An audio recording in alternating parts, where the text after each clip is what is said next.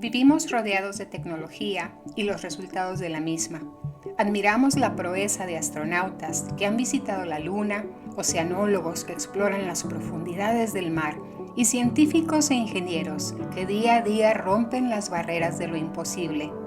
Pero en el siglo XIX hubo un hombre cuya visión avanzó más allá de la realidad de su época e inspiró, a través de su imaginación, a formar la realidad actual.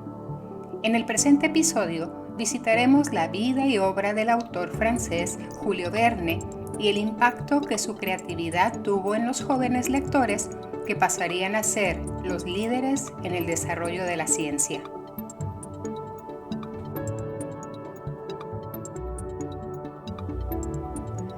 Julio Gabriel Verne nació en el puerto de Nantes, Francia, el 8 de febrero de 1820. El mayor de 5 hijos, mostró destreza escolar en las áreas de geografía, latín y retórica, y un espíritu aventurero al intentar, a los 11 años, embarcar como aprendiz de marinero para costear un collar de perlas para su prima. Por fortuna, su padre lo descubrió a punto de que el barco zarpara y lo hizo descender de la nave fuertemente castigado. La semilla hacia la aventura, no obstante, ya había empezado a germinar. El padre de Verne, un importante abogado descendiente de abogados, tenía la esperanza de que su hijo mayor estudiara leyes para que algún día tomara su lugar. Julio, sin embargo, no pensaba en las nimiedades del mundo práctico, sino en los caminos de la literatura, transformándose en creador de obras de teatro, poesía y, en menor nivel, la narrativa. En 1847, estudiando leyes en París, se involucró en círculos literarios con escritores importantes de la época, entre ellos Alexandre Dumas y Victor Hugo. Aunque contemporáneo, no tuvo la oportunidad de conocer a Edgar Allan Poe. No obstante, sería otro escritor influyente en su trabajo. Verne no inició su vida literaria escribiendo narrativa. Su interés inicial fue escribiendo poesía y obras de teatro, mismas que después le dotarían una pequeña estabilidad económica para que se dedicara de lleno a la literatura. Cuando su padre vio que, a pesar de haberse graduado como abogado, sus intereses habían virado a la literatura más que por las leyes, le quitó el apoyo financiero. Con sus primeras obras narrativas, intentó múltiples veces hacerse de un publicista, pero nadie mostró interés por su trabajo. No sería sino hasta 1857 que el editor, escritor y publicista Pierre Jules Hetzel vería algo talentoso y visionario en él que permitiría a la obra de Verne darse a conocer en Francia a través de la popular colección de novelas llamada Viajes Extraordinarios. En 1863 se inauguró la colección con la novela 4 semanas en globo y un año después, tras múltiples ediciones, Viaje al centro de la Tierra.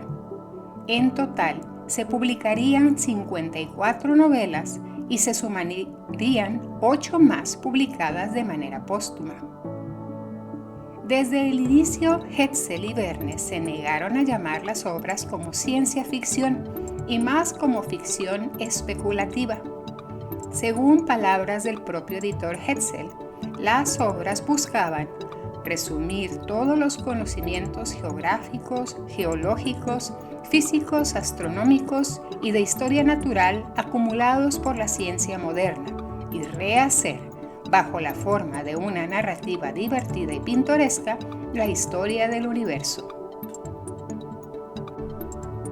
En 1886, con 23 años de trayectoria literaria avanzada, su sobrino favorito Gastón, quien se cree sufría de esquizofrenia, le disparó e hirió en la pierna izquierda. La noticia del incidente se ocultó y la razón por la agresión jamás fue discutida posterior al suceso. Verne, sin embargo, caminaría con bastón y con la incomodidad de una bala incrustada en su pierna por el resto de su vida. Tras el incidente vinieron una serie de muertes en su familia, incluso la de su amigo y editor Hetzel, que lo sucumbió en una depresión, afectando su imaginación y escritura.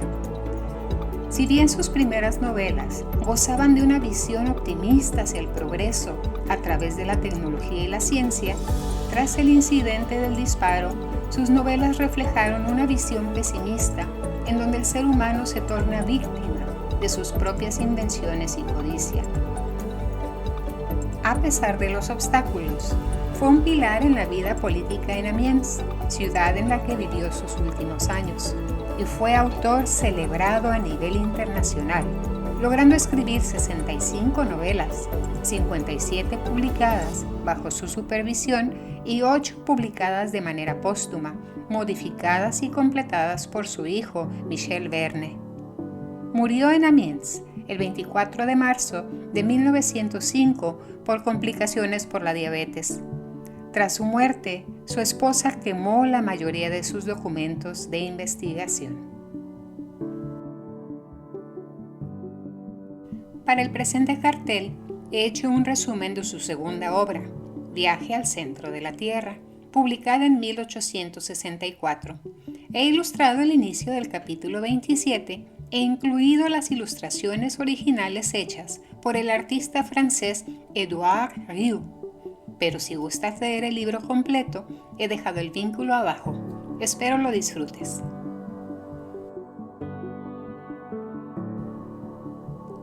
Narrada en primera persona, a través del punto de vista del joven Axel, va describiendo cómo su tío, el profesor de mineralogía Otto Lidenbrock, descubre un criptograma de un sabio islandés del siglo XVI, en el que, tras un descubrimiento fortuito de Axel, descifran que se trata de un texto del alquimista islandés Arne Sagnussen, revelando el camino al centro de la Tierra. Lidenbrock decide poner a prueba las indicaciones del pergamino, acompañado de su sobrino Axel, quien al principio teme hacer el viaje, pero por fin, por recomendación de su prometida Gretchen, decide arriesgarse. El volcán Snæfellsjökull, cerca de Reykjavik, en Islandia, será el punto de partida indicado en el pergamino, y viajan ahí donde se hacen de los servicios de Hans, un hombre fuerte, valiente, tranquilo y silencioso que será su guía al interior del volcán. Dentro del volcán descubren túneles, acantilados y la inscripción del nombre de Sagnussen, indicando el camino. Viajan al fondo del cráter y descubren la entrada de 3 chimeneas, una de ellas bajando los 853 metros más en 11 horas. Ahí descansan para recuperar fuerzas. A la mañana siguiente continúan descendiendo por acantilados en la oscuridad y tras un largo tramo llegan al fondo de la chimenea, donde de nuevo deben decidir entre 2 caminos. El profesor Lidenbrock toma el camino equivocado y tras múltiples días vagando se quedan sin agua y sin esperanzas de encontrar la salida. Afortunadamente, Hans escucha un torrente bajo las rocas y al picar la piedra logran extraer agua hirviendo para rellenar sus cantimploras y saciar su sed. Siguiendo el camino marcado por el agua, continúan descendiendo, pero el humor del trío cambia a duda y desesperación. De pronto, examinando la composición de algunas piedras, Axel se separa del resto del trío, se pierde en pasadizos desconocidos y entra en pánico. Cae estrepitosamente por un pozo y, herido gravemente, pierde conocimiento, pensando que es el final de su vida. Por suerte, cayó cerca de Hans y su tío, quienes le dan atención médica en una gruta hasta recuperarse. Cuando vuelve en sí, sale de la gruta y descubre que se encuentran junto al mar, en una inmensa caverna poblada de bosques con hongos gigantescos, espigas de pasto enormes y helechos floridos. También descubren restos de animales extintos, mastodontes, pterodáctilos. Intentando encontrar otra salida de la enorme cavidad, Hans construye una balsa para navegar a la orilla opuesta del recién nombrado Océano Central, pero subestimaron la extensión del océano y descubren que lo que pensaron sería un viaje de horas era en verdad uno de una semana. Durante la travesía pescan peces ya extintos en los océanos de la superficie y se encuentran con especies marinas enormes, como un ictiosauro y un plesiosauro, que inician una feroz lucha cerca de ellos, concluyendo con la muerte del plesiosauro tras horas de batalla. Siguen su camino y descubren un islote con un geyser de agua hirviendo que nombran Isla Axel. Saliendo del islote se forma una enorme tormenta que amenaza con romper la vela y voltear la balsa.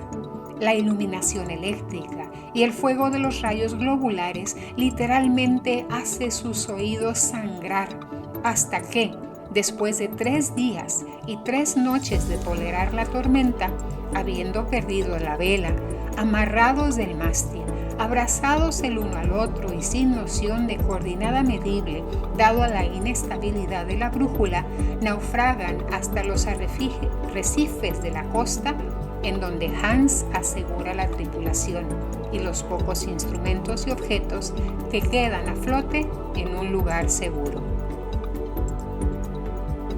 A pesar de la pérdida y el peligro, el profesor Lidenbrock se siente eufórico tras la experiencia en la tormenta.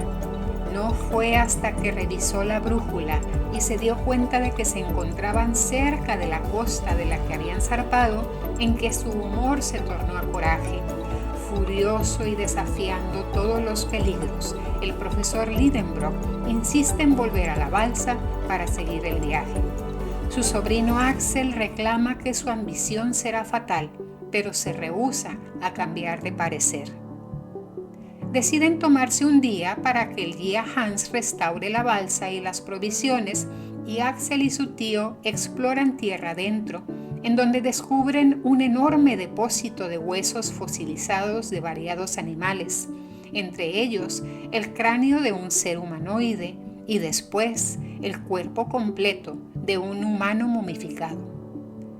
Continúan explorando hasta llegar a un bosque con plantas descoloridas, iluminadas por una luz extraña que no genera sombras. Entre la vegetación descubren un rebaño de mastodontes pastoreados por un gigante con una cabeza del tamaño de un búfalo. Retornando desapercibidos a la costa, se topan con una daga y una tableta de granito tallada con las iniciales A.S. Arne Sagnussen, el alquimista que había escrito el pergamino que los guió en su viaje. Nombran el cabo en que se encontraban como Cabo Sagnussen en su honor. Regresando a la balsa, reconstruida y organizada por Hans, Axel ahora muestra gran entusiasmo por continuar con el viaje, no hacia la superficie, sino hacia el verdadero centro de la Tierra, calculado a 1500 leguas más de camino abajo. Entran a una galería y se percatan de que su única entrada a los túneles para continuar su descenso está obstruida por enormes rocas. Resuelven romper la roca con la pólvora que Hans logró salvar de la tormenta y dedican un día para colocar las bolsas y mechas con pólvora en cavidades estratégicas de la roca. En la mañana del día siguiente, Axel enciende la mecha y regresa a la balsa donde su tío y Hans ya lo esperaban para alejarse de la costa a una distancia segura. Pero la explosión fue tan potente que ocasiona un maremoto y un enorme tsunami que empuja la balsa al orificio explotado en la roca, impulsándolos con velocidad hacia la cavidad en un viaje sumido en oscuridad y el miedo, a perecer ahogados o muertos de hambre por la falta de provisiones al final del largo camino. El profesor discierne que están ascendiendo por la chimenea de un volcán mostrándose más entusiasmado que el resto del trío, que teme que el final de su viaje esté cubierto por roca, lava y muerte. Tras varias pausas y movimientos intermitentes, salen por fin de la chimenea del volcán en la isla Stromboli, en Italia. Los tres regresan a Hamburgo y la noticia de su viaje al centro de la Tierra se extiende poco a poco, primero con incredulidad y sospecha, y por último con respeto, proclamándolos héroes internacionales por la hazaña realizada. Después de un tiempo, Hans regresa a su tierra natal en Islandia, tomando solo el pago prometido al inicio del viaje, y Axel se casa con Gretchen, la ahijada del profesor Lindenbrock.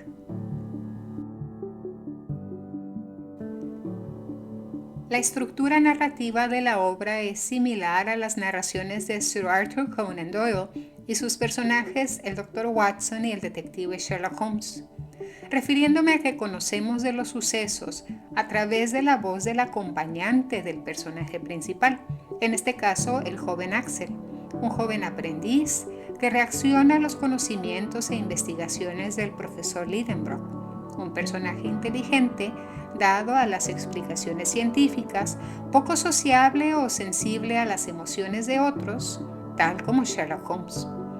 No obstante, Verne sería precursor y tal vez una inspiración en el uso de este recurso narrativo, ya que la primera aparición de Sherlock Holmes sería 23 años después, en 1884. La obra describe ampliamente los instrumentos y los procesos científicos utilizados para descender al centro de la Tierra, al igual que los fenómenos naturales y especies de animales y plantas ahí vistas.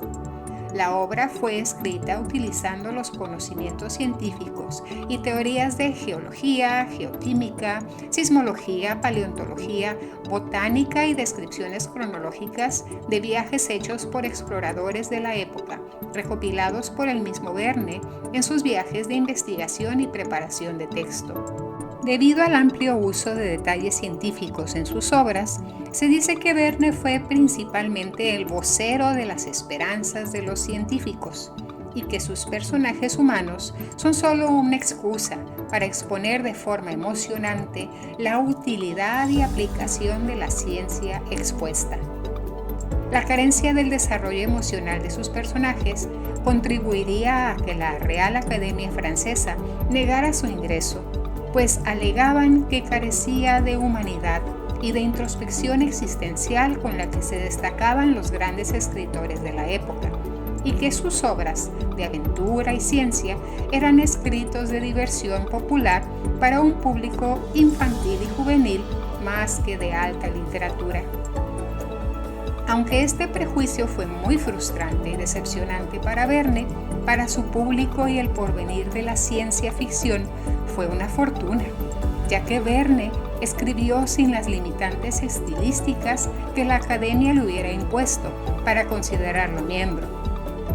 A pesar del rechazo, en 1870 fue reconocido como Caballero de la Legión de Honor en Francia y 22 años después subiría de rango a oficial. En todo ese tiempo, el mundo ya lo consideraba como uno de los principales precursores de la ciencia ficción o literatura especulativa. ¿Te ha gustado el presente episodio? ¿Has leído otras obras de Julio Verne? Agradezco tu opinión y comentarios abajo. Gracias por visitar y apoyar el canal Líneas y Libros. Nos vemos en el próximo episodio.